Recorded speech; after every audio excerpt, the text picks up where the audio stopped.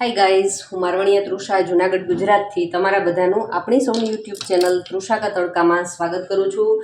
મિત્રો, આજે આપણે બટેટાની ચિપ્સ બનાવવાની છે. એ પણ આપણે લાઈવ ચિપ્સ બનાવવાના છીએ.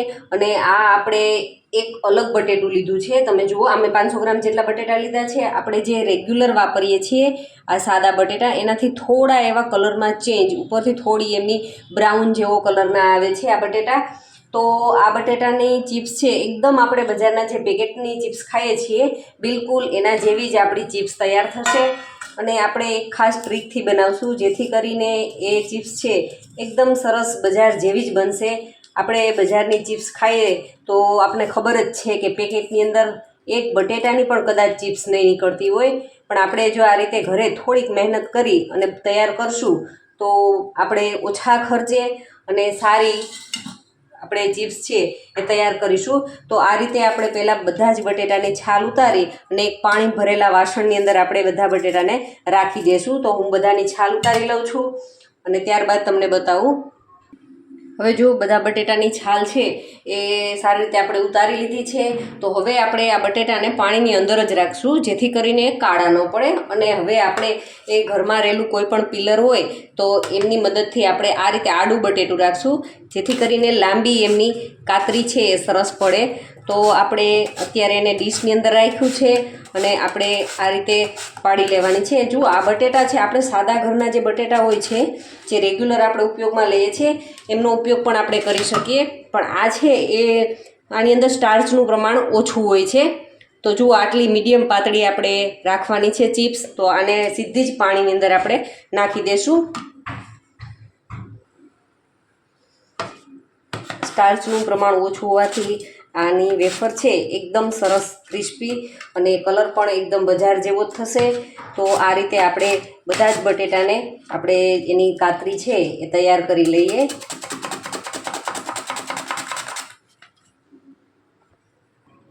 જો બધી ચિપ્સ છે એ સરસ પડી ગઈ છે તો આપણે એમને 2-3 પાણીએ આ રીતે ધોઈ અને એનું પાણી ચેન્જ કરી લેવાનું છે.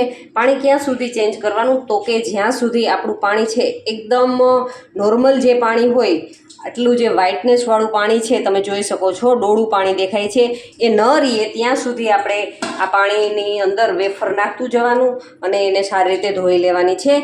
તો હું આને લગભગ 3 પાણીની જરૂર પડશે. તો ત્યાં સુધી હું એમને ધોઈ અને એમનો સ્ટાર્ચ છે એ દૂર કરી દઉં. હવે જુઓ, લગભગ 2-3 પાણીએ ધોયા બાદ તમે જોઈ શકો છો પાણી છે એકદમ આપણું ચોખ્ખું જ છે. બિલકુલ હવે એમાં ડોળ દેખાતો નથી, સ્ટાર્ચનું પ્રમાણ દેખાતું નથી. તો એનો મતલબ છે કે આપણે સરસ ક્લીન કરી જ લીધી છે. તો હવે આપણે કોટનનું કપડું લઈ અને એમને લગભગ 5 થી 10 મિનિટ માટે એમાં પાથરી અને સૂકવવાની છે. તો આપણે એ કરીએ.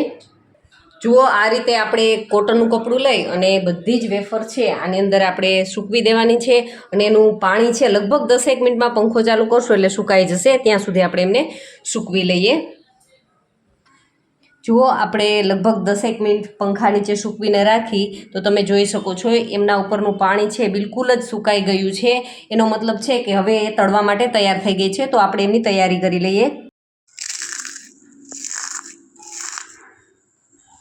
ગેસ ઉપર તેલ છે એ ગરમ થવા માટે રાખ્યું છે અને લગભગ તેલ છે એ ગરમ થઈ ચૂક્યું છે. અને આપણે આની અંદર તેલ છે એ વધારે પડતું જ ગરમ કરવાનું છે. મીડિયમ હોટ ઓઇલ નહીં ચાલે, આપણે ફૂલ તેલને ગરમ કરવાનું છે. કારણ કે આપણી જે ચિપ્સ છે એમની અંદર ભેજનું પ્રમાણ હોય છે, કારણ કે ફ્રેશ આપણે લાઈવ કરીએ છીએ એટલા માટે.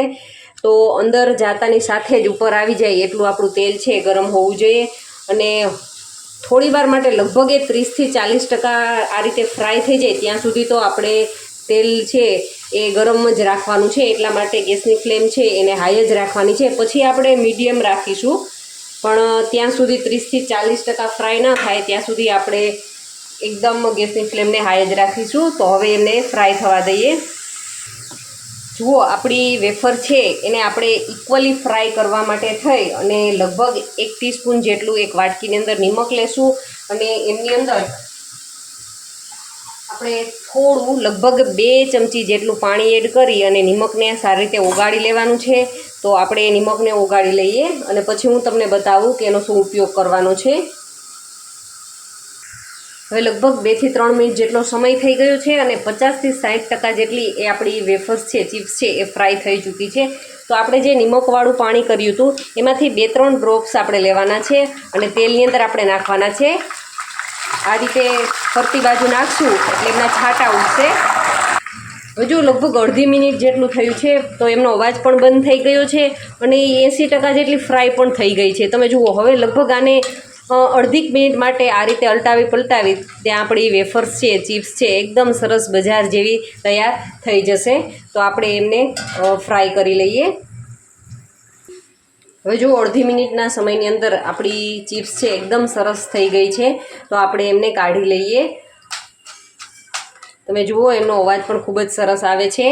તો આપણે એક ડીશની અંદર લઈ લઈએ.